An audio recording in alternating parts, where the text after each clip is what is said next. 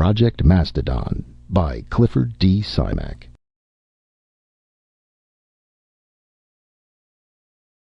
The chief of protocol said, "Mr. Hudson of, Mastodonia?" The Secretary of State held out his hand. "I'm glad to see you, Mr. Hudson. I understand you've been here several times." "That's right," said Hudson. "I had a hard time making your people believe I was in earnest." "And are you, Mr. Hudson?" "Believe me, sir, I would not try to fool you." "And this Mastodonia," said the Secretary, reaching down to tap the document upon his desk. "You will pardon me, but I've never heard of it." "It's a new nation," Hudson explained, "but quite legitimate. We have a constitution, a democratic form of government, duly elected officials, and a code of laws. We are a free, peace-loving people, and we are possessed of a vast amount of natural resources, and—" "Please tell me, sir," interrupted the Secretary, "just where are you located?" "Technically, you are our nearest neighbors." "But that is ridiculous!" exploded Protocol. "Not at all," insisted Hudson. "If you will give me a moment, Mr. Secretary, I have considerable evidence." He brushed the fingers of Protocol off his sleeve and stepped forward to the desk, laying down the portfolio he carried. "Go ahead, Mr. Hudson," said the Secretary. "Why don't we all sit down and be comfortable while we talk this over?" "You have my credentials, I see. Now, here is a I have a document signed by a certain Wesley Adams." "He is our first president," said Hudson. "Our George Washington, you might say." "What is the purpose of this visit, Mr. Hudson?" "We'd like to establish diplomatic relations. We think it would be to our mutual benefit. After all, we are a sister republic in perfect sympathy with your policies and aims. We'd like to negotiate trade agreements, and we'd be grateful for some .4 aid." The Secretary smiled. "Naturally. Who doesn't?" "We're prepared to offer something in return," Hudson told him stiffly. "For one thing, we could offer sanctuary." "Sanctuary?" "I understand," said Hudson, "that in the present state of international tensions, a foolproof sanctuary is not something to be sneezed at." The Secretary turned stone cold. "I'm an extremely busy man." Protocol took Hudson firmly by the arm. "Out you go." General Leslie Bowers put in a call to state and got the Secretary. "I don't like to bother you, Herb," he said, "but there's something I want to check. Maybe you can help me." "Glad to help you if I can." "There's a fellow hanging around out here at the Pentagon, trying to get in to see me. Said I was the only one he'd talk to, but you know how it is." "I certainly do." "Name of Houston or Hudson or something like that." "He was here just an hour ago," said the Secretary. "Crackpot sort of fellow." "He's gone now?" "Yes. I don't think he'll be back." "Did he say where you could reach him?" "No, I don't believe he did." "How did he strike you? I mean, what kind of impression did you get from him?" "I told you, a crackpot." "I suppose he is. He said something to one of the colonels that got me worrying.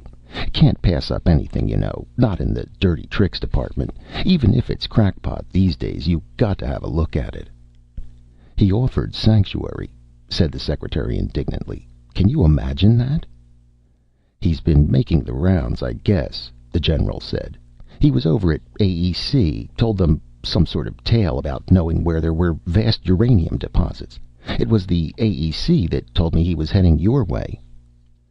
"We get them all the time. Usually we can ease them out. This Hudson was just a little better than most of them. He got in to see me." "He told the colonel something about having a plan that would enable us to establish secret bases anywhere we wished, even in the territory of potential enemies. I know it sounds crazy." "Forget it, Les." "You're probably right," said the General, "but this idea sends me. Can you imagine the look in their Iron Curtain faces?" The scared little government clerk, darting conspiratorial glances all about him, brought the portfolio to the FBI. I found it in a bar down the street," he told the man who took him in tow. Been going there for years, and I found this portfolio laying in the booth. I saw the man who must have left it there, and I tried to find him later, but I couldn't." "How do you know he left it there?" "I just figured he did. He left the booth just as I came in, and it was sort of dark in there, and it took a minute to see this thing laying there.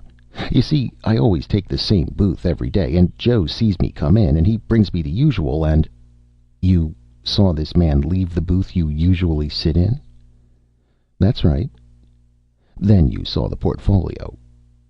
"Yes, sir." "You tried to find the man, thinking it must have been his?" "That's exactly what I did. But by the time you went to look for him, he had disappeared." "That's the way it was." "Now tell me, why did you bring it here? Why didn't you turn it into the management so the man could come back and claim it?"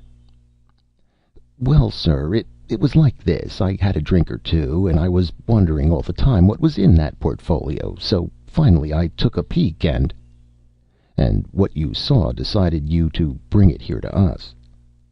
"That's right. I saw—" Don't tell me what you saw. Give me your name and address, and don't say anything about this. You understand that we're grateful to you for thinking of us, but we'd rather you said nothing." "Mum's the word," the little clerk assured him, full of vast importance. The FBI phoned Dr. Ambrose Amberly, Smithsonian expert on paleontology. "We've got something, Doctor, that we'd like you to have a look at. A lot of movie film." "I'll be most happy to. I'll come down as soon as I get clear. End of the week, perhaps." "This is very urgent, Doctor. Damnedest thing you ever saw. Big, shaggy elephants and tigers with teeth down to their necks. There's a beaver the size of a bear." "Fakes," said Amberly, disgusted. "Clever gadgets. Camera angles." "That's what we thought at first, but there are no gadgets, no camera angles. This is the real McCoy."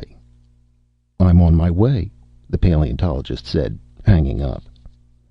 Snide item in smug, smart aleck gossip column.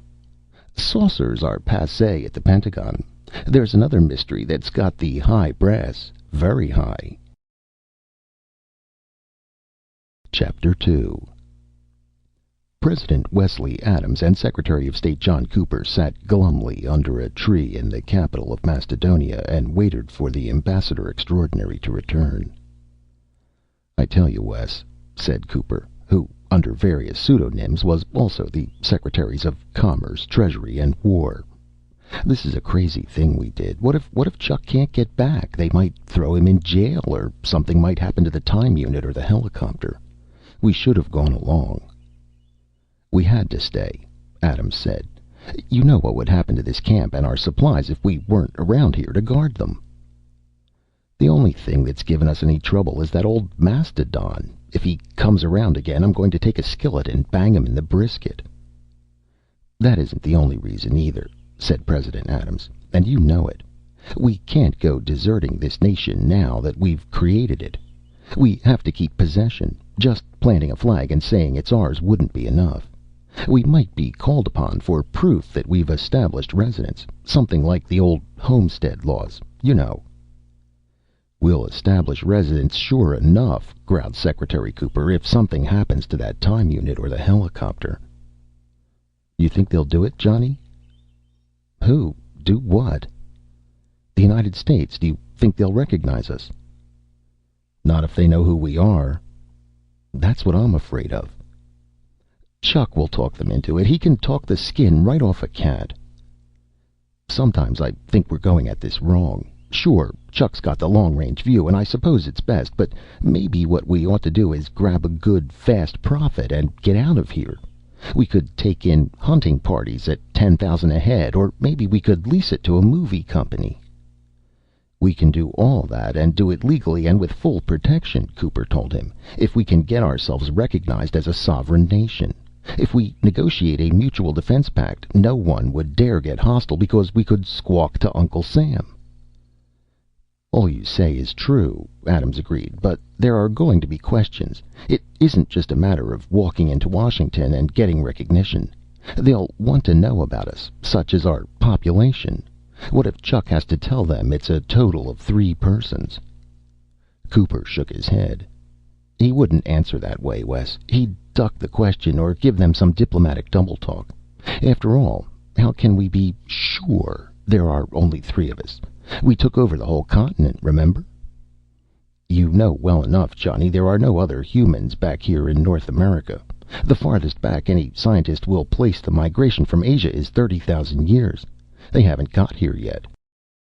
Maybe we should have done it differently, mused Cooper. Maybe we should have included the whole world in our proclamation, not just the continent. That way we could claim quite a population. It wouldn't have held water. Even as it is, we went a little further than precedent allows. The old explorers usually laid claim to certain watersheds. They'd find a river and lay claim to all the territory drained by the river. They didn't go grabbing off whole continents. That's because they were never sure of exactly what they had, said Cooper. We are. We have what you might call the advantage of hindsight. He leaned back against the tree and stared across the land. It was a pretty place, he thought. The rolling ridges covered by vast grazing areas and small groves. The forest-covered 10-mile river valley, and everywhere one looked, the grazing herds of mastodon, giant bison, and wild horses, with the less gregarious fauna scattered hit and miss. Old Buster, the troublesome mastodon, a lone bull which had been probably run out of a herd by a younger rival, stood at the edge of a grove a quarter-mile away.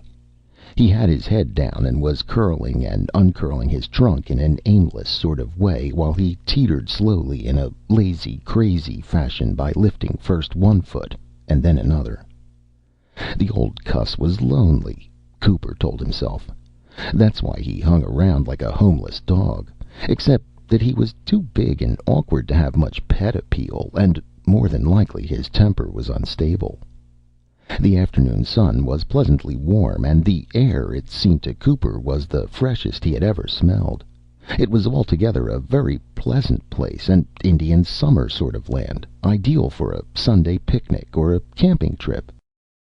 The breeze was just enough to float out from its flagstaff before the tent the national banner of Mastodonia, a red, rampant mastodon upon a field of green.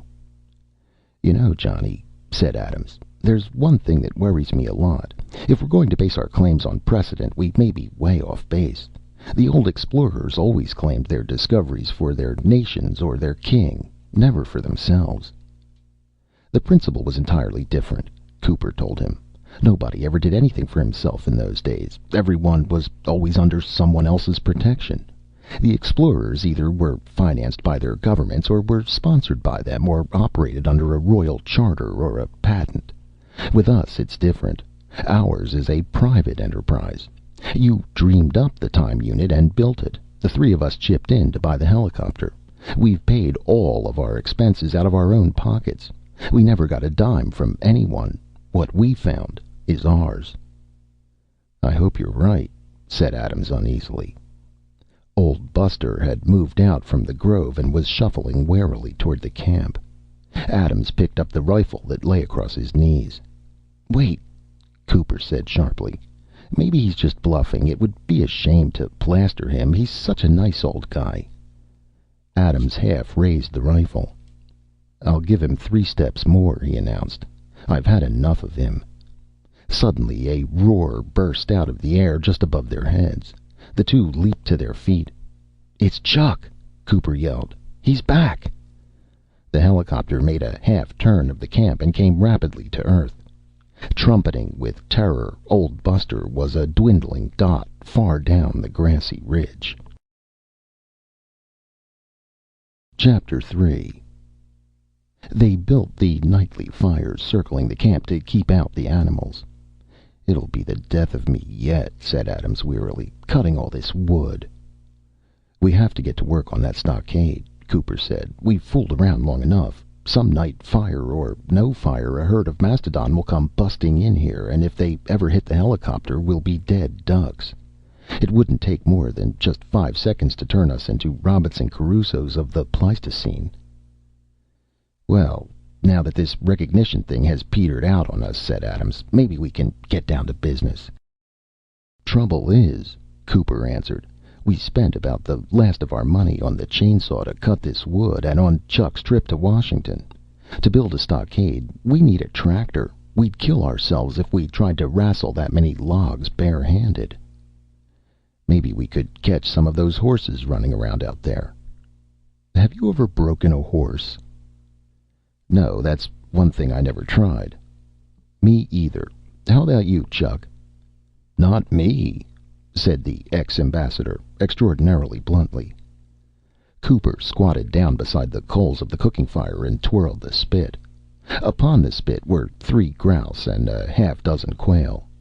The huge coffee pot was sending out a nose-tingling aroma. Biscuits were baking in the reflector. We've been here 6 weeks, he said, and we're still living in a tent and cooking on an open fire. We better get busy and get something done. The stockade first, said Adams, and that means a tractor. We could use the helicopter. Do you want to take that chance? That's our getaway. Once something happens to it. I guess not, Cooper admitted, gulping. We could use some of that .4 aid right now, commented Adams.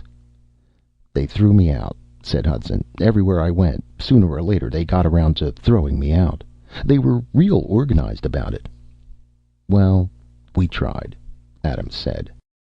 And to top it off, added Hudson, I had to go and lose all that film, and now we'll have to waste our time taking more of it. Personally, I don't ever want to let another saber-tooth get that close to me while I hold the camera. You didn't have a thing to worry about, Adams objected. Johnny was right there behind you with the gun. Yeah, with the muzzle about a foot from my head when he let go. I stopped him, didn't I? Demanded Cooper. With his head right in my lap. Maybe we won't have to take any more pictures, Adams suggested. We'll have to, Cooper said. There are sportsmen up ahead who'd fork over $10,000 easy for 2 weeks of hunting here. But before we could sell them on it, we'd have to show them movies. That scene with the saber-tooth would cinch it. If it didn't scare them off, Hudson pointed out. The last few feet showed nothing but the inside of his throat. Ex-Ambassador Hudson looked unhappy. I don't like the whole setup. As soon as we bring someone in, the news is sure to leak, and once the word gets out, there'll be guys lying in ambush for us, maybe even nations, scheming to steal the know-how, legally or violently. That's what scares me the most about those films I lost. Someone will find them, and they may guess what it's all about, but I'm hoping they either won't believe it or can't manage to trace us. We could swear the hunting parties to secrecy, said Cooper. How could a sportsman keep still about the mounted head of a saber-tooth or a record piece of ivory? And the same thing would apply to anyone we approached. Some university could raise dough to send a team of scientists back here, and a movie company would cough up plenty to use this place as a location for a caveman epic. But it wouldn't be worth a thing to either of them if they couldn't tell about it. Now, if we could have gotten recognition as a nation, we'd have been all set. We could make our own laws and regulations and be able to enforce them. We could bring in settlers and establish trade. We could exploit our natural resources. It would all be legal and above board. We could tell who we were and where we were and what we had to offer. We aren't licked yet, said Adams. There's a lot we can do. Those river hills are covered with ginseng. We can each dig 12 pounds a day. There's good money in the root. Ginseng root? Cooper said. It's peanuts. We need big money. Or we could trap, offered Adams. The place is alive with beaver. Have you taken a good look at those beaver? They're about the size of a St. Bernard. All the better. Think how much just one pelt would bring. No dealer would believe that it was a beaver. He'd think you were trying to pull a fast one on him, and there are only a few states that allow beaver to be trapped. To sell the pelts, even if you could, you'd have to take out licenses in each of those states. Those Mastodon carry a lot of ivory, said Cooper, and if we wanted to go north, we'd find mammoths that would carry even more. And get socked in the jug for ivory smuggling. They sat, all 3 of them, staring at the fire, not finding anything to say. The moaning complaint of a giant hunting cat came from somewhere up the river.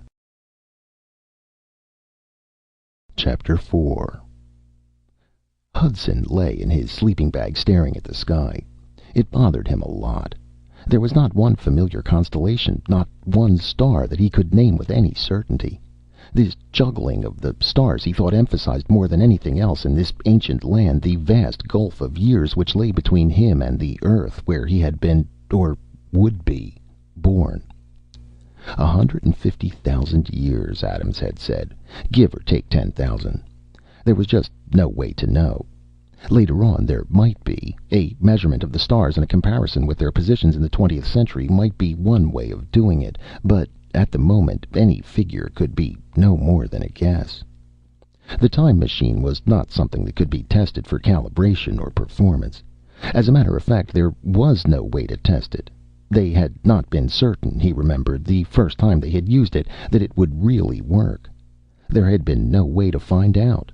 When it worked, you knew it worked. And if it hadn't worked, there would be no way of knowing beforehand that it wouldn't. Adams had been sure, of course, but that had been because he had absolute reliance in the half-mathematical, half-philosophic concepts he had worked out.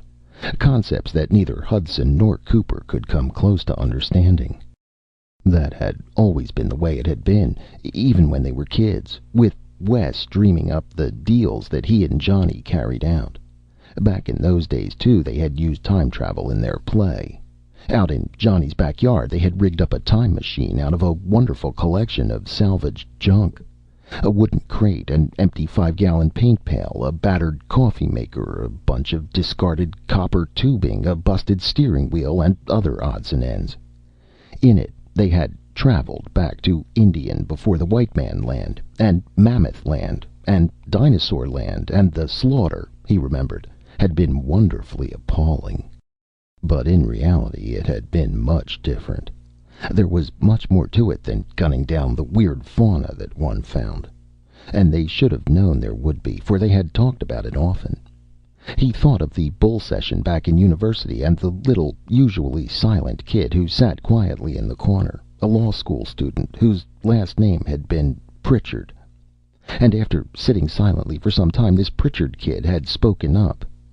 "If you guys ever do travel in time, you'll run up against more than you bargained for. I don't mean the climate or the terrain or the fauna, but the economics and the politics." They all jeered at him, Hudson remembered.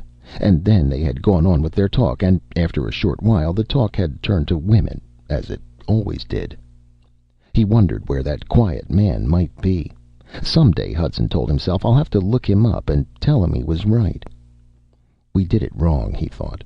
There were so many other ways we might have done it, but we'd been so sure and greedy for the triumph and the glory, and now there was no easy way to collect.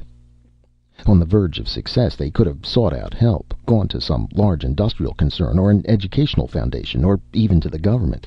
Like historic explorers, they could have obtained subsidization and sponsorship. Then they would have had protection, funds to do a proper job, and they need not have operated on their present shoestring, one beaten-up helicopter and one time unit. They could have had several, and at least one standing by in the 20th century as a rescue unit, should that be necessary.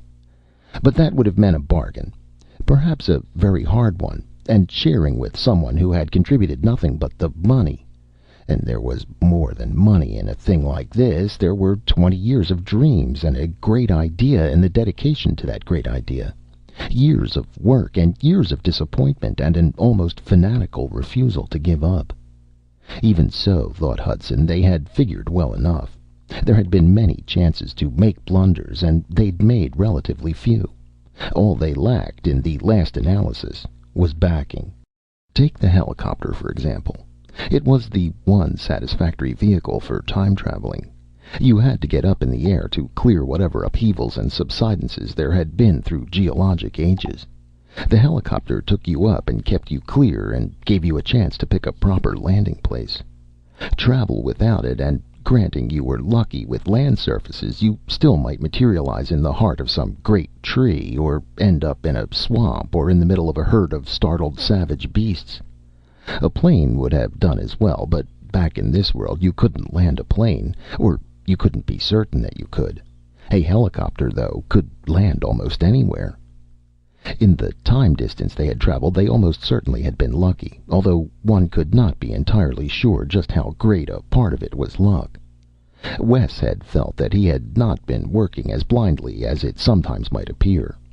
He had calibrated the unit for jumps of 50,000 years. Finer calibration, he had said realistically, would have to wait for more developmental work. Using the 50,000-year calibrations, they had figured it out. One jump, conceding that the calibration was correct, would have landed them at the end of the Wisconsin glacial period. Two jumps at its beginning. The third would set them down toward the end of the Sangamon interglacial, and apparently it had, give or take 10,000 years or so. They had arrived at a time when the climate did not seem to vary greatly, either hot or cold. The flora was modern enough to give them a home-like feeling. The fauna, modern and Pleistocenic, overlapped, and the surface features were little altered from the 20th century. The rivers ran along familiar paths. The hills and bluffs looked much the same. In this corner of the earth, at least 150,000 years had not changed things greatly. Boyhood dreams, Hudson thought, were wondrous. It was not often that three men who had daydreamed in their youth could follow it out to its end. But they had, and here they were. Johnny was on watch, and it was Hudson's turn next, and he'd better get to sleep. He closed his eyes, then opened them again for another look at the unfamiliar stars. The east, he saw, was flushed with silver light. Soon the moon would rise, which was good. A man could keep a better watch when the moon was up. He woke suddenly, snatched upright and into full awareness by the marrow-chilling clamor that slashed across the night. The very air seemed curdled by the savage racket, and for a moment he sat numbed by it. Then, slowly, it seemed, his brain took the noise and separated it into two distinct but intermingled categories: the deadly screaming of a cat and the maddened trumpeting of a mastodon. The moon was up, and the countryside was flooded by its light. Cooper, he saw, was out beyond the watchfires, standing there and watching, with his rifle ready. Adams was scrambling out of his sleeping bag, swearing softly to himself. The cooking fire had burned down to a bed of mottled coals, but the watchfires still were burning, and the helicopter parked within their circle picked up the glint of flames. "It's Buster," Adams told him angrily. "I'd know that bellowing of his anywhere. He's done nothing but parade up and down and bellow ever since we got here, and now he seems to have gone out and found himself a saber-tooth." Hudson zipped down his sleeping bag, grabbed up his rifle, and jumped to his feet, following Adams in a silent rush to where Cooper stood. Cooper motioned at them. "Don't break it up. You'll never see the likes of it again." Adams brought up his rifle. Cooper knocked down the barrel. "You fool!" he shouted. "You want them turning on us?" 200 yards away stood the mastodon, and on his back the screeching saber-tooth. The great beast reared into the air and came down with a jolt, bucking to unseat the cat, flailing the air with his massive trunk, and as he bucked, the cat struck and struck again with his gleaming teeth, aiming for the spine. Then the mastodon crashed head downward as if to turn a somersault, rolled, and was on his feet again, closer to them now than he had been before. The huge cat had sprung off. For a moment the two stood facing one another. Then the tiger charged, a flowing streak of motion in the moonlight. Buster wheeled away, and the cat, leaping, hit his shoulder, clawed wildly, and slid off. The mastodon whipped to the attack, tusks slashing, huge feet stamping. The cat, caught a glancing blow by one of the tusks, screamed and leaped up to land in a spread eagle fashion upon Buster's head. Maddened with pain and fright, blinded by the tiger's raking claws, the old mastodon ran straight toward the camp. And as he ran, he grasped the cat in his trunk and tore him from his hold, lifted him high, and threw him. "Look out!" yelled Cooper, and brought his rifle up and fired. For an instant Hudson saw it all as if it were a single scene, motionless, one frame snatched from a fantastic movie epic. The charging mastodon with the tiger lifted, and the soundtrack one great blast of bloodthirsty bedlam. Then the scene dissolved in a blur of motion. He felt his rifle thud against his shoulder, knowing he had fired, but not hearing the explosion. and the Mastodon was almost on top of him, bearing down like some mighty and remorseless engine of blind destruction. He flung himself to one side, and the giant brushed past him. Out of the tail of his eye, he saw the thrown saber-tooth crash to earth within the circle of watchfires. He brought his rifle up again and caught the area behind Buster's ear with his sights. He pressed the trigger. The Mastodon staggered, then regained his stride and went rushing on. He hit one of the watchfires dead center and went through it, scattering coals and burning brands. Then there was a thud and a screeching clang of metal. "Oh, no!" shouted Hudson. Rushing forward, they stopped inside the circle of flames. The helicopter lay tilted at a crazy angle. One of its rotor blades was crumpled. Half across it, as if he might have fallen as he tried to bull his mad way over it, lay the Mastodon. Something crawled across the ground towards them, its spitting, snarling mouth gaping in the firelight, its back broken, hind legs trailing. Calmly, without a word, Adams put a bullet into the head of the saber-tooth. Chapter 5. General Leslie Bowers rose from his chair and paced up and down the room. He stopped to bang the conference table with a knotted fist. "You can't do it!" he bawled at them. "You can't kill the project. I know there's something to it. We can't give it up." "But it's been 10 years, General," said the Secretary of the Army. "If they were coming back, they'd be here by now." The general stopped his pacing, stiffened. Who did that little civilian squirt think he was, talking to the military in that tone of voice?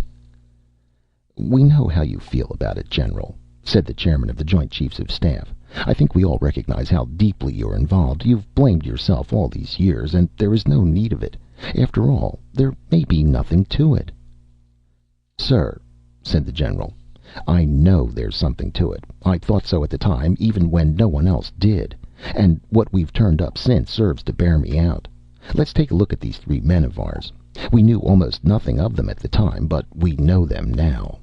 I've traced out their lives from the time that they were born until they disappeared, and I might add that on the chance it might be all a hoax, we've searched for them for years, and we've found no trace at all. I've talked with those who knew them, and I've studied their scholastic and military records. I've arrived at the conclusion that if any 3 men could do it, they were the ones who could. Adams was the brains, and the other 2 were the ones who carried out the things that he dreamed up. Cooper was a bulldog sort of man who could keep them going, and it would be Hudson who would figure out the angles. And they knew the angles, gentlemen. They had it all doped out. What Hudson tried here in Washington is substantial proof of that. But even back in school they were thinking of those angles. I talked some years ago to a lawyer in New York, name of Pritchard. He told me that even back in university they talked of the economic and political problems they might face if they ever cracked what they were working at. Wesley Adams was one of our brightest young scientific men. His record at the university and his war work bears that out. After the war, there were at least a dozen jobs he could have had. But he wasn't interested. And I'll tell you why he wasn't. He had something bigger. Something he wanted to work on. So he and these 2 others went off by themselves. "You think he was working on a temporal—" The Army Secretary cut in. "He was working on a time machine," roared the general.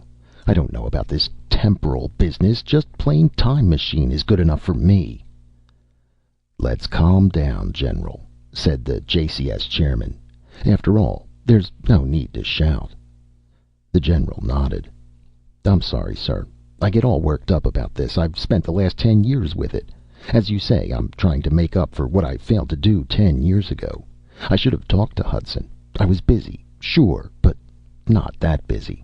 It's an official state of mind that we're too busy to see anyone, and I plead guilty on that score. And now that you're talking about closing the project—" "It's costing us money," said the Army Secretary. "And we have no direct evidence," pointed out the JCS chairman. "I don't know what you want," snapped the general. "If there was any man alive who could crack time, that man was Wesley Adams. We found where he worked. We found the workshop, and we talked to the neighbors who said there was something funny going on. And—" "But 10 years, General. the Army Secretary protested. "Hudson came here bringing us the greatest discovery in all history, and we kicked him out. After that, do you expect them to come crawling back to us?" "Do you think they went to someone else?" "They wouldn't do that. They know what the thing they have found would mean. They wouldn't sell us out." "Hudson came with a preposterous proposition," said the man from the State Department. "They had to protect themselves," yelled the general. "If you had discovered a virgin planet with its natural resources intact, what would you do about it? Come trotting down here and hand it over to a government that's too busy to recognize—" "General!" "Yes, sir," apologized the general tiredly. "I wish you gentlemen could see my view of it, how it all fits together. First there were the films, and we have the word of a dozen competent paleontologists that it's impossible to fake anything as perfect as those films. But even granting that they could be, there are certain differences that no one would ever think of faking because no one ever knew. Who, as an example, would put lynx tassels on the ears of a saber-tooth? Who would know that young Mastodon were black? And the location. I wonder if you've forgotten that we tracked down the location of Adams's workshop from those films alone. They gave us clues so positive that we didn't even hesitate. We drove straight to the old deserted farm where Adams and his friends had worked. Don't you see how it all fits together?" "I presume," the man from the State Department said nastily, "that you even have an explanation as to why they chose that particular location." "You thought you had me there," said the general. "But I have an answer. A good one. The southwestern corner of Wisconsin is a geologic curiosity. It was missed by all the glaciations. Why, we do not know. Whatever the reason, the glaciers came down on both sides of it and far to the south of it and left it standing there, a little island in a sea of ice. And another thing. Except for a time in the Triassic, that same area of Wisconsin has always been dry land. That and a few other spots are the only areas in North America which have not, time and time again, been covered by water. I don't think it necessary to point out the comfort it would be to an experimental traveler in time to be certain that in almost any era he might hit, he'd have dry land beneath him." The economics expert spoke up. "We've given this matter a lot of study, and while we do not feel ourselves competent to rule upon the possibility or impossibility of time travel, there are some observations I should like at some time to make." "Go ahead right now," said the JCS chairman. "We see one objection to the entire matter. One of the reasons, naturally, that we had some interest in it is that, if true, it would give us an entire new planet to exploit, perhaps more wisely than we've done in the past. But the thought occurs to us that any planet has only a certain grand total of natural resources. If we go into the past and exploit them, what effect will that have upon what is left of those resources for use in the present? Wouldn't we, in doing this, be robbing ourselves of our own heritage?" "That contention," said the AEC chairman, "wouldn't hold true in every case. Quite the reverse. In fact, we know that there was in some geologic areas in the past a great deal more uranium than we have today. Go back far enough and you'd catch that uranium before it turned into lead. In southwestern Wisconsin there is a lot of lead. Hudson told us he knew the location of vast uranium deposits, and we thought he was a crackpot talking through his hat. If we'd known, let's be fair about this, if we had known and believed him about going back in time, we'd have snapped him up at once, and all this would not have happened." "It wouldn't hold true with forests either," said the chairman of the JCS, "or with pastures, or with crops." The economics expert was slightly flushed. "There is another thing," he said. "If we go back in time and colonize the land we find there, what would happen when that, well, let's call it retroactive, when that retroactive civilization reaches the beginning of our historic period?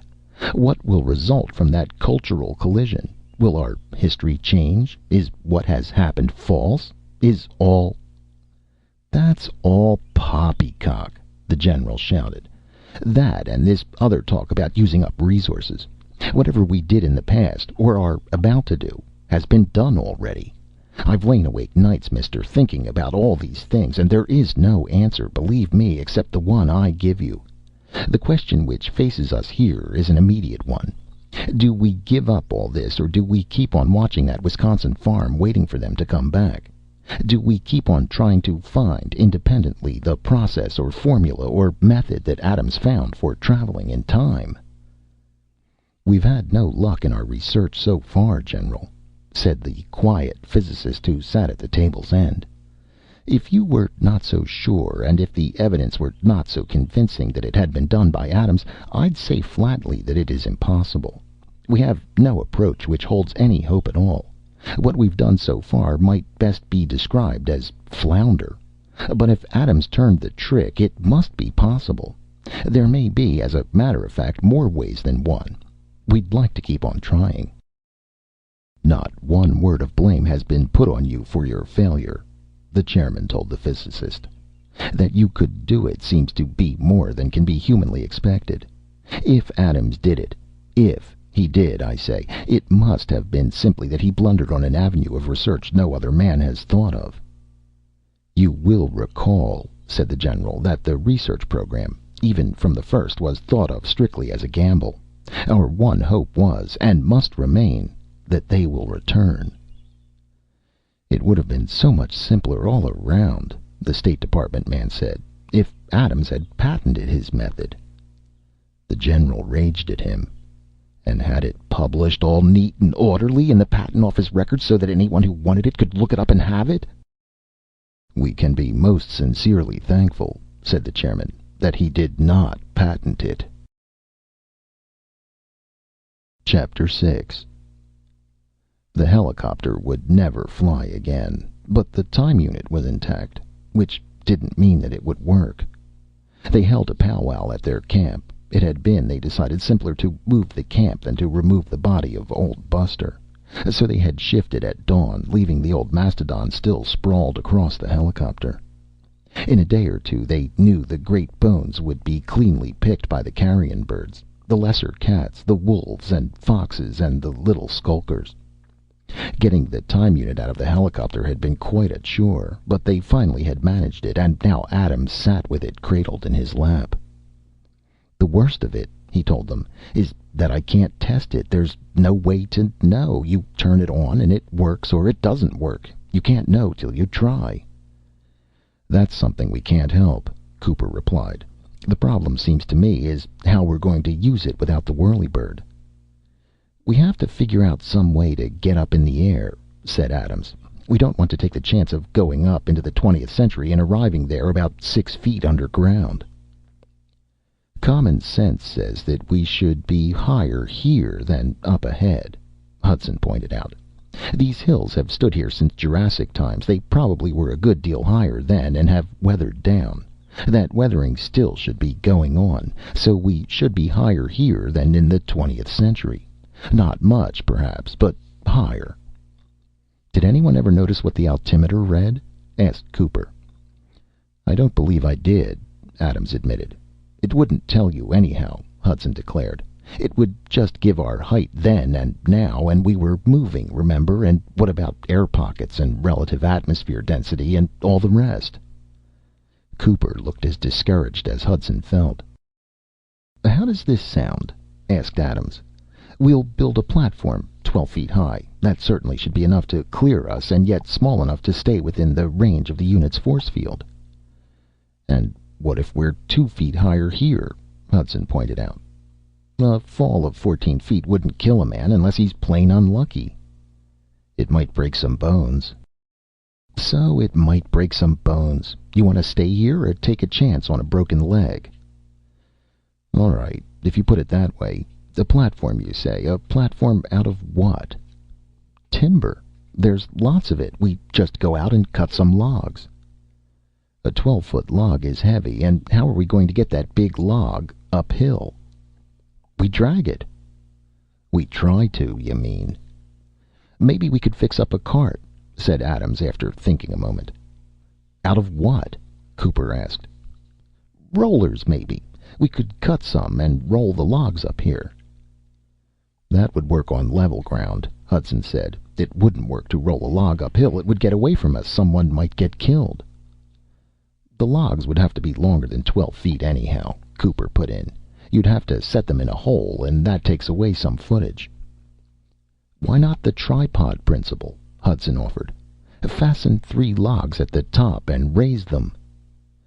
That's a gin pole, a primitive derrick. It'd still have to be longer than 12 feet. 15, 16 maybe. And how are we going to hoist 3 16-foot logs? We'd need a block and tackle. There's another thing, said Cooper. Part of those logs might just be beyond the effective range of the force field.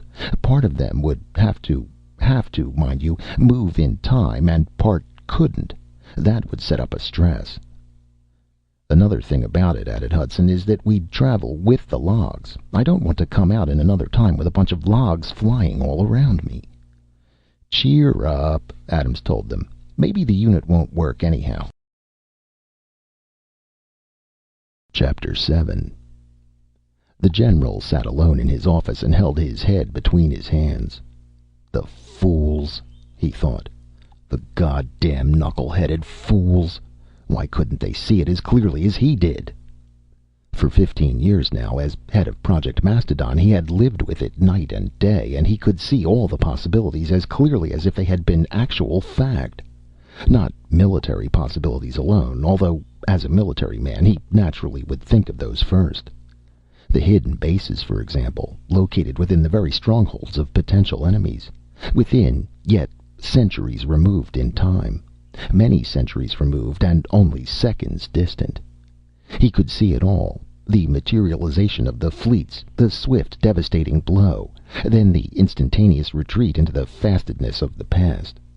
Terrific destruction, but not a ship lost, nor a man. Except that if you had the bases, you need never strike the blow. If you had the bases and let the enemy know you had them, there would never be a provocation. And on the home front, you'd have air raid shelters that would be effective.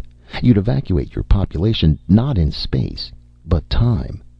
You'd have the sure and absolute defense against any kind of bombing, fission, fusion, bacteriological, or whatever else the labs had in stock. And if the worst should come, which it never would with a setup like that, you'd have a place to which the entire nation could retreat, leaving to the enemy the empty, blasted cities and the lethally dusted countryside. Sanctuary. That had been what Hudson had offered the then Secretary of State 15 years ago. And the idiot had frozen up with the insult of it and had Hudson thrown out. And if war did not come, think of the living space and the vast new opportunities, not the least of which would be the opportunity to achieve peaceful living in a virgin world where the old hatreds would slough off and new concepts have a chance to grow. He wondered where they were, those 3 men who had gone back into time. Dead, perhaps? Run down by a mastodon? Or stalked by tigers? Or maybe done in by warlike tribesmen? No, he kept forgetting there weren't any in that era. Or trapped in time, unable to get back, condemned to exile in an alien time. Or maybe, he thought, just plain disgusted. And he couldn't blame them if they were. Or maybe, let's be fantastic about this, sneaking in colonists from someplace other than the watched Wisconsin farm, building up in actuality the nation they had claimed to be. They had to get back to the present soon, or Project Mastodon would be killed entirely. Already the research program had been halted, and if something didn't happen quickly, the watch that was kept on the Wisconsin farm would be called off. And if they do that, said the general, I know just what I'll do. He got up and strode around the room. By God, he said, I'll show 'em. Chapter 8. It had taken 10 full days of backbreaking work to build the pyramid. They'd hauled the rocks from the creek bed half a mile away and had piled them stone by rolling stone to the height of a full 12 feet. It took a lot of rocks and a lot of patience, for as the pyramid went up, the base naturally kept broadening out. But now all was finally ready. Hudson sat before the burned-out campfire and held his blistered hands before him. It should work, he thought. Better than the logs, and less dangerous. Grab a handful of sand, some trickled back between your fingers, but most stayed in your grasp. That was the principle of the Pyramid of Stones. When and if the time machine should work, most of the rocks would go along. Those that didn't go would simply trickle out and do no harm. There'd be no stress or strain to upset the working of the force field. And if the time unit didn't work? Or if it did? This was the end of the dream, thought Hudson, no matter how you looked at it. For even if they did get back to the 20th century, there would be no money, and with the film lost and no other taken to replace it, they'd have no proof they had traveled back beyond the dawn of history, back almost to the dawn of man. Although how far you traveled would have no significance. An hour or 1,000,000 years would be all the same. If you could span the hour, you could span the 1,000,000 years. And if you could go back the 1,000,000 years, it was within your power to go back to the first tick of eternity, the first stir of time across the face of emptiness and nothingness. Back to that initial instant when nothing as yet had happened or been planned or thought. When all the vastness of the universe was a new slate waiting the first chalk stroke of destiny. Another helicopter would cost $30,000, and they didn't even have the money to buy the tractor they needed to build the stockade. There was no way to borrow. You couldn't walk into a bank and say you wanted $30,000 to take a trip back to the old Stone Age. You still could go to some industry or some university or the government, and if you could persuade them you had something on the ball, why, then they might put up the cash after cutting themselves in on just about all of the profits. And naturally they'd run the show because it was their money, and all you had done was the sweating and the bleeding. "There's one thing that still bothers me," said Cooper, breaking the silence. "We spent a lot of time picking our spot so we'd miss the barn and house and all the other buildings." "Don't tell me. The windmill!" Hudson cried. "No, I'm pretty sure we're clear of that. But the way I figure, we're right astride that barbed wire fence at the south end of the orchard." "If you want, we could move the pyramid over 20 feet or so." Cooper groaned. "I'll take my chances with the fence." Adams got to his feet, the time unit tucked underneath his arm. "Come on, you guys. It's time to go." They climbed the pyramid gingerly and stood unsteadily at its top. Adams shifted the unit around, clasped it to his chest. "Stand around close," he said, "and bend your knees a little. It may be quite a drop." "Go ahead," said Cooper. "Press the button." Adams pressed the button. Nothing happened. The unit didn't work. Chapter 9.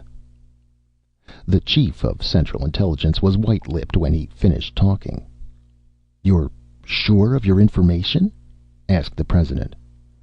"Mr. President," said the CIA chief, "I've never been more sure of anything in my entire life." The president looked at the other two who were in the room, a question in his eyes. The JCS chairman said, "It checks, sir, with everything we know." "But it's incredible," the president said. "They're afraid," said the CIA chief. "They lie awake nights. They've become convinced that we're on the verge of traveling in time. They've tried and failed, but they think we're near success. To their way of thinking, they've got to hit us now or never, because once we actually get time travel, they know their number's up." "But we dropped Project Mastodon entirely almost 3 years ago. It's been all of 10 years since we stopped the research. It was 25 years ago that Hudson—" "That makes no difference, sir. They're convinced we dropped the project publicly but went underground with it. That would be the kind of strategy they could understand." The president picked up a pencil and doodled on a pad. "Who was that old general?" he asked. "The one who raised so much fuss when we dropped the project. I remember I was in the Senate then. He came around to see me." "Bowers, sir," said the JCS chairman. "That's right. What became of him?" "Retired." "Well, I guess it doesn't make any difference now." He doodled some more and finally said, "Gentlemen, it looks like this is it. How much time did you say we had?" "Not more than 90 days, sir. Maybe as little as 30." The president looked up at the JCS chairman. "We're as ready," said the chairman, "as we will ever be. We can handle them, I think. There will, of course, be some—" "I know," said the president. "Could we bluff?" asked the Secretary of State, speaking quietly. "I know it wouldn't stick, but at least we might buy some time." "You mean hint that we have time travel?" The secretary nodded. "It wouldn't work," said the CIA chief tiredly. "If we really had it, there'd be no question then. They'd become exceedingly well-mannered, even neighborly, if they were sure we had it." "But we haven't got it," said the president gloomily. Chapter 10. The two hunters trudged homeward late in the afternoon with a deer slung from a pole they carried on their shoulders. Their breath hung visibly in the air as they walked along, for the frost had come, and any day now they knew there would be snow. "I'm worried about Wes," said Cooper, breathing heavily. "He's taking this too hard. We gotta keep an eye on him." "Let's take a rest," panted Hudson. They halted and lowered the deer to the ground. "He blames himself too much," said Cooper. He wiped his sweaty forehead. "There isn't any need to. All of us walked into this with our eyes wide open." "He's kidding himself and he knows it, but it gives him something to go on. As long as he can keep busy with all his puttering around, he'll be all right." "He isn't going to repair the time unit, Chuck." "I know he isn't, and he knows it too. He hasn't got the tools or materials. Back in the workshop he might have had a chance, but here he hasn't." "It's rough on him." "It's rough on all of us." "Yes, but we didn't get a brainstorm that marooned two old friends in this tail end of nowhere. And we can't make him swallow it when we say that it's okay. We don't mind at all." "That's a lot to swallow, Johnny." "What's going to happen to us, Chuck?" "We've got ourselves a place to live, and there's lots to eat. Save our ammo for the big game. A lot of eating for each bullet. And trap the smaller animals." "I'm wondering what will happen when the flour and all the other stuff is gone. We don't have too much of it because we always figured we could bring in more." "We'll live on meat," said Hudson. "We got bison by the million. The Plains Indians lived on them alone. And in the spring we'll find roots, and in the summer berries, and in the fall we'll harvest a half dozen kind of nuts." "Some day our ammo will be gone, no matter how careful we are with it." "Bows and arrows, slingshots, spears." "There's a lot of beasts here I wouldn't want to stand up to with nothing but a spear." "We won't stand up to them. We'll duck when we can, and run when we can't duck. Without our guns, we're no lords of creation, not in this place. If we're going to live, we'll have to recognize that fact." "And if one of us gets sick, or breaks a leg, or—" "We'll do the best we can. Nobody lives forever." But they were talking around the thing that really bothered them, Hudson told himself. Each of them afraid to speak the thought aloud.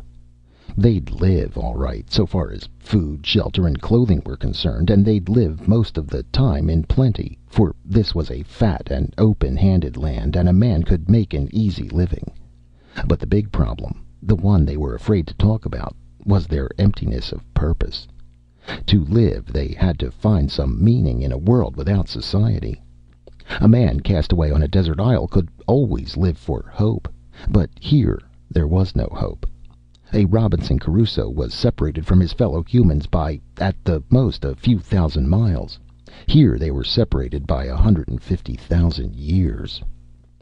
Wes Adams was the lucky one so far. Even playing his 1,000-to-1 shot, he still held tightly to a purpose, feeble as it might be. The hope that he could repair the time machine. We don't need to watch him now, thought Hudson. The next time we'll have to watch is when he's forced to admit that he can't fix the machine. And both Hudson and Cooper had been kept sane enough, for there had been the cabin to be built, and the winter's supply of wood to cut, and the hunting to be done. But then there would come a time when all the chores were finished, and there was nothing left to do. "You ready to go?" asked Cooper. "Sure. All rested now," said Hudson. They hoisted the pole to their shoulders and started off again. Hudson had lain awake nights thinking of it, and all the thoughts had been dead ends. One could write a natural history of the Pleistocene, complete with photographs and sketches, and it would be a pointless thing to do, because no future scientist would ever have a chance to read it. Or they might labor to build a memorial, a vast pyramid perhaps, which would carry a message forward across 1,500 centuries, snatching with bare hands at a semblance of immortality. But if they did, they would be working against the sure and certain knowledge that it all would come to naught, for they knew in advance that no such pyramid existed in historic time. Or they might set out to seek contemporary man, hiking across 4,000 miles of wilderness to Bering Strait and over into Asia. And having found contemporary man cowering in his caves, they might be able to help him immeasurably along the road to his great inheritance. Except that they'd never make it, and even if they did, contemporary man undoubtedly would find some way to do them in, and might eat them in the bargain.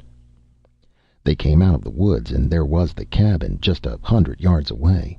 It crouched against the hillside above the spring, with the sweep of grassland billowing beyond it to the slate-gray skyline. A trickle of smoke came up from the chimney, and they saw the door was open. "Wes oughtn't to leave it open that way," said Cooper. "No telling when a bear might decide to come visiting."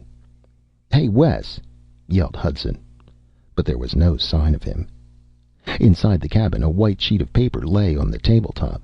Hudson snatched it up and read it, with Cooper at his shoulder. "Dear guys, I don't want to get your hopes up again and have you disappointed, but I think I may have found the trouble. I'm going to try it out. If it doesn't work, I'll come back and burn this note and never say a word. But if you find the note, you'll know it worked, and I'll be back to get you. Wes." Hudson crumpled the note in his hand. "The crazy fool!" "He's gone off his rocker," Cooper said. "He just thought—" The same thought struck them both, and they bolted for the door. At the corner of the cabin, they skidded to a halt and stood there, staring at the ridge above them. The pyramid of rocks they'd built 2 months ago was gone. Chapter 11. The crash brought General Leslie Bowers, retired, up out of bed, about 2 feet out of bed, old muscles tense, white mustache bristling. Even at his age, the general was a man of action. He flipped the covers back, swung his feet out to the floor, and grabbed the shotgun leaning against the wall. Muttering, he blundered out of the bedroom, marched across the dining room, and charged into the kitchen. There, beside the door, he snapped on the switch that turned on the floodlights. He practically took the door off its hinges getting to the stoop, and he stood there, bare feet gripping the planks, nightshirt blowing in the wind, the shotgun poised and ready. "What's going on out here?" he bellowed. There was a tremendous pile of rocks resting where he'd parked his car. One crumpled fender and a drunken headlight peeped out of the rubble. A man was clambering carefully down the jumbled stones, making a detour to dodge the battered fender. The general pulled back the hammer of the gun and fought to control himself. The man reached the bottom of the pile and turned around to face him. The general saw that he was hugging something tightly to his chest. "Mister," the general told him, "your explanation better be a good one. That was a brand new car, and this was the first time I was set for a night's sleep since my tooth quit aching." The man just stood and looked at him. "Who in thunder are you?" roared the general. The man walked slowly forward. He stopped at the bottom of the stoop. "My name is Wesley Adams," he said. "I'm—" "Wesley Adams!" howled the general. "My God, man, where have you been all these years?" "Well, I don't imagine you'll believe me, but the fact is—" "We've been waiting for you for 25 long years. Or rather, I've been waiting for you. Those other idiots gave up. I've waited right here for you, Adams, for the last 3 years, ever since they called off the guard." Adams gulped. "I'm sorry about the car. You see, it was this way." The general, he saw, was beaming at him fondly. "I had faith in you," the general said. He waved the shotgun by way of invitation. "Come on in. I have to make a call." Adams stumbled up the stairs. "Move!" the general ordered, shivering. "On the double. You want me to catch my death of cold out here?" Inside, he fumbled for the lights and turned them on. He laid the shotgun across the kitchen table and picked up the telephone. "Give me the White House at Washington," he said. "Yes, I said the White House. The President? Naturally, he's the one I want to talk to. Yes, it's all right. He won't mind my calling him." "Sir?" said Adams tentatively. The general looked up. "What is it, Adams? Go ahead, say it." "Did you say 25 years?" "That's what I said. What were you doing all that time?" Adams grasped the table and hung on. "But it wasn't—" "Yes," said the general to the operator. "Yes, I'll wait." He held his hand over the receiver and looked inquiringly at Adams. "I imagine you'll want the same terms as before." "Terms?" "Sure. Recognition, Point 4 aid, Defense Pact." "I suppose so," Adams said. "You got these saps across the barrel," the general told him happily. "You can get anything you want. You rate it, too, after what you've done and the bonehead treatment you got. But especially for not selling out." Chapter 12. The night editor read the bulletin just off the teletype. "Well, what do you know?" he said. We just recognized Mastodonia." He looked at the copy chief. "Where the hell is Mastodonia?" he asked. The copy chief shrugged. "Don't ask me. You're the brains in this joint." "Well, let's get a map for the next edition," said the night editor. Chapter 13. Tabby, the saber-tooth, dabbed playfully at Cooper with his mighty paw. Cooper kicked him in the ribs, an equally playful gesture. Tabby snarled at him. "Show your teeth at me, will you?" said Cooper. "Raised you from a kitten, and that's the gratitude you show? Do it just once more, and I'll belt you in the chops." Tabby lay down blissfully and began to wash his face. "Some day," warned Hudson, "that cat will miss a meal, and that's the day you're it." "Gentle as a dove," Cooper assured him. "Wouldn't hurt a fly." "Well, one thing about it, nothing dares to bother us with that monstrosity around." "Best watchdog there ever was. Got to have something to guard all this stuff we've got. When Wes gets back, we'll be millionaires. All those furs and ginseng and the ivory." "If he gets back." "He'll be back. Quit your worrying." "But it's been 5 years," Hudson protested. "He'll be back. Something happened, that's all. He's probably working on it right now. Could be that he messed up the time setting when he repaired the unit, or it might have been knocked out of kilter when Buster hit the helicopter. That would take a while to fix. I don't worry that he won't come back. What I can't figure out is, why did he go and leave us?" "I've told you," Hudson said. "He was afraid it wouldn't work." "There wasn't any need to be scared of that. We never would have laughed at him." "No, of course we wouldn't." "Then what was he scared of?" Cooper asked. "If the unit failed, and we knew it failed, Wes was afraid we'd try to make him see how hopeless and insane it was. And he knew we'd probably convince him, and then all his hope would be gone. And he wanted to hang on to that, Johnny. He wanted to hang on to his hope even when there wasn't any left." "That doesn't matter now," said Cooper. "What counts is that he'll come back. I can feel it in my bones." And here's another case, thought Hudson, of hope begging to be allowed to go on living. God, he thought, I wish I could be that blind. "Wes is working on it right now," said Cooper confidently. Chapter 14. He was. Not he alone, but 1,000 others working desperately, knowing that the time was short. Working not alone for 2 men trapped in time, but for the peace they all had dreamed about, that the whole world had yearned for through the ages. For to be of any use, it was imperative that they could zero in the time machines they meant to build as an artilleryman would zero in a battery of guns. That each time machine would take its occupants to the same instant of the past. That their operation would extend over the same period of time, to the exact second. It was a problem of control and calibration, starting with a prototype that was calibrated as its finest adjustment for jumps of 50,000 years. Project Mastodon was finally underway.